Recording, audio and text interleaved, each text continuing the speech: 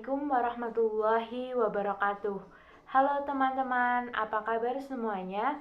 Semoga kita semua dalam lindungan Allah Subhanahu wa taala ya. Amin amin ya rabbal alamin. Perkenalkan, nama saya siswi Anggraini, NIM 430401934. Saya merupakan mahasiswi semester 3 jurusan Psikologi Islam IAIN Salatiga. Video ini saya buat guna memenuhi tugas ulangan akhir semester mata kuliah Psikologi Belajar kelas 3F, dosen pengampu Ibu Setia Utami MPSI. Nah, pada video kali ini saya akan bercerita tentang gambaran apabila suatu saat nanti saya menjadi seorang kepala sekolah atau dapat mendirikan sekolah, rancangan kurikulum seperti apakah yang akan saya buat, atau rancangan kurikulum seperti apa sih yang saya impikan? Simak video penjelasannya berikut ini ya teman-teman. Nah, apabila suatu saat nanti saya dapat mendirikan sekolah, saya akan mendirikan sekolah berjenjang sekolah dasar, yaitu SD yang berbasis Islam modern. Kenapa sih saya memilih jenjang SD? Karena pada proses pembelajaran sekolah dasar inilah yang akan menentukan proses pembelajaran pada jenjang berikutnya. Jadi sangat penting pembentukan karakter pada masa SD, penelusuran minat dan bakat peserta didik.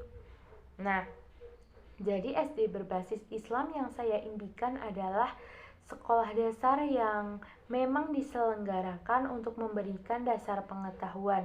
Dasar pengetahuan itu meliputi dasar pengetahuan umum dan juga dasar pengetahuan tentang keagamaan. Membentuk sikap dan juga karakter yang akhlakul karimah, juga pada pengembangan keterampilan, minat dan bakat peserta didik. Jadi nantinya saya ingin sekolah yang saya buat tersebut menghasilkan para peserta didik yang cerdas, bukan hanya dalam pengetahuan umum, namun juga peserta didik yang paham akan agama. Bukan hanya mengetahui, tetapi juga harus paham.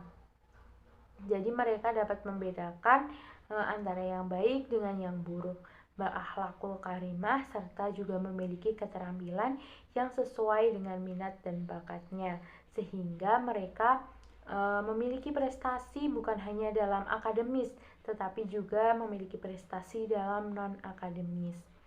Untuk meningkatkan kualitas pembelajaran, sistem dan model yang akan saya buat meliputi yang pertama adalah full day school, yang kedua adalah sistem pembelajaran tematik, yang ketiga adalah program pengembangan bahasa, yang keempat adalah program pembinaan generasi Qurani, yang kelima adalah leadership program, yang keenam adalah program ekstrakurikuler, dan yang ketujuh adalah parenting class. Berikut ini penjelasannya. Yang pertama adalah sistem full day school. Sistem full day school ini diterapkan nantinya agar dapat membendung pengaruh buruk yang diterima oleh anak saat orang tuanya sibuk bekerja dan tidak sempat mengawasi. Nah, selama di sekolah ini banyak hal yang dapat dipelajari oleh anak untuk menambah wawasan serta keterampilannya. Yang kedua adalah pembelajaran tematik. Pembelajaran tematik ini berpedoman pada kurikulum nasional, guna untuk meningkatkan pengetahuan peserta didik akan pengetahuan umum, seperti kewarganegaraan, ilmu pengetahuan alam, ilmu pengetahuan sosial, PJOK, matematika, serta bahasa Indonesia. Selanjutnya pada program pengembangan bahasa. Pengembangan bahasa di sini meliputi bahasa Indonesia, bahasa Inggris, dan juga bahasa Arab. Bahasa dapat berkembang karena terbiasa. Jadi peserta didik akan dibiasakan dalam penggunaan bahasa Indonesia, bahasa Inggris, serta bahasa Arab. Misalnya, pada anak kelas 1 sampai kelas 3 diberikan pengetahuan dasar dalam bahasa tersebut. Kemudian pada kelas 4 sampai kelas 6 mulai untuk mengaplikasikannya pada percakapan. Misalnya pada saat jam pelajaran bahasa Inggris. Nah, anak dituntut untuk menggunakan percakapan dengan bahasa Inggris. Begitu juga pada bahasa-bahasa yang lainnya. Yang keempat adalah program pembinaan generasi Qur'ani. Yang pertama adalah BTQ, yaitu baca tulis Quran, yang bertujuan untuk melatih peserta didik dalam membaca serta menulis Al-Quran, serta dapat meningkatkan kemampuan peserta didik dalam mengamalkan kandungan dari isi Al-Quran. Yang kedua adalah hafalan doa dan hadis yang nantinya dibaca bersama-sama di dalam kelas, kemudian dihafalkan dan disetorkan 1 minggu sekali. Yang ketiga adalah sholat berjamaah, bertujuan untuk mendisiplinkan anak dalam sholat 5 waktu, yang nantinya juga akan ditambah dengan sholat sunnah yang lain seperti sholat duha. Yang kelima adalah leadership program. Leadership program ini bertujuan untuk meningkatkan jiwa kepemimpinan dari peserta didik, yaitu yang pertama mengadakan upacara setiap Senin pagi. Nah, setiap hari Senin pagi nantinya akan diadakan upacara yang petugasnya adalah peserta didik, yaitu kelas 5 dan kelas 6 secara bergantian.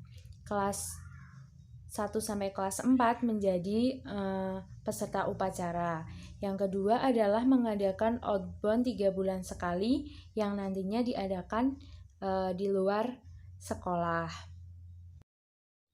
Yang keenam adalah program ekstrakurikuler.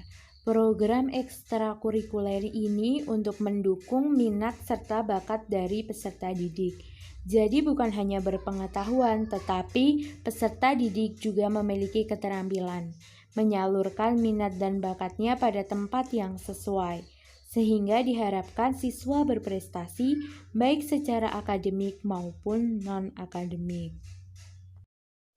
Yang ketujuh adalah parenting class. Parenting class ini menjadi sarana pelurusan hal-hal yang kurang tepat dalam cara mendidik anak yang ada di dalam masyarakat atau di dalam lingkungan rumah. Yang nantinya setelah adanya program parenting class ini, orang tua diharapkan menjadi agen perubahan dalam mendidik seorang anak. Juga pada orang tua peserta didik kelas 6 yang nantinya akan menghadapi ujian nasional. Jadi bisa dipersiapkan bersama orang tua. Dalam pembelajaran, saya menerapkan teori yang telah saya pelajari dalam psikologi belajar, yaitu teori pembelajaran Vygotsky, bahwa pembelajaran sangat dipengaruhi oleh lingkungan sekitarnya, dan juga fungsi kognitif berasal dari interaksi sosial. Demikianlah yang dapat saya sampaikan, semoga bermanfaat bagi kita semua dan dapat menginspirasi. Kurang lebihnya saya mohon maaf apabila ada salah kata. Wassalamualaikum warahmatullahi wabarakatuh.